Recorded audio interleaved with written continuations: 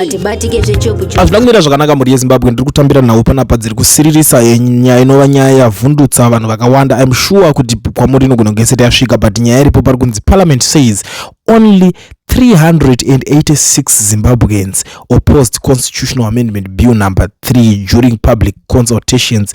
Here is the breakdown.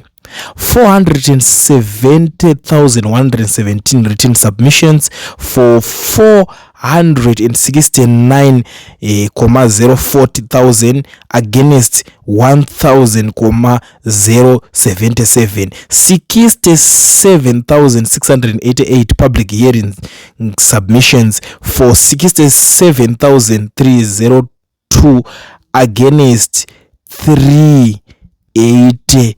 2,232 emailed submissions for 760 against 1,472, total of 540,037 submissions. In total, in favor 537,102,000, total against 2,935. Saka in short vari kungoti vedwe 386 only people ndo vakakwanisa kuopoza Constitutional Amendment Bill iripo CAB3 yanetsa.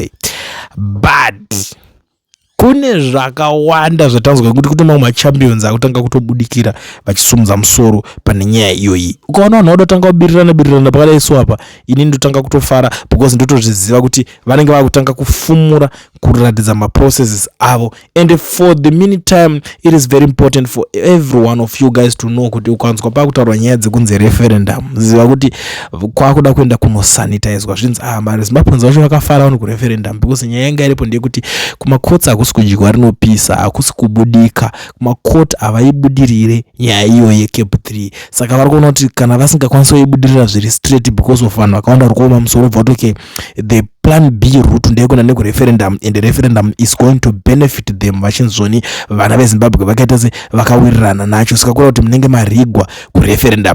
So vari kubhizi kuida kunyebeta kuti hatisi kuda referendum, there is no need for referendum, vachiziva kuti ndo plan B ichange iripo.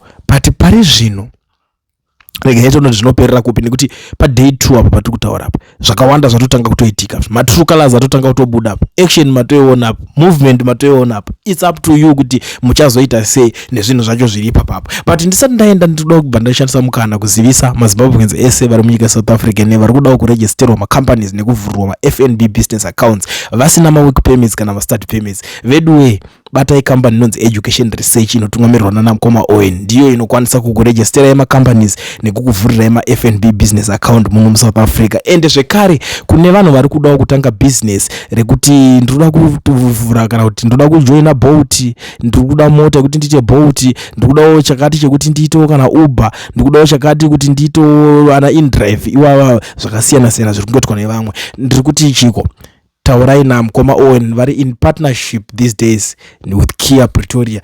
Ikoko kunowanika mota zvinu, handiti mota dziri kunzwa. Saka garai mabata nanavo motaurirana moona zvinofamba sei. Ndinoona vamwe vanenge vachiti ndiri kudawo chirori chiKia chekuti ndinge ndichitakura miti ndinenge ndichicheka, kana kuti ndiri kuda construction vehicle.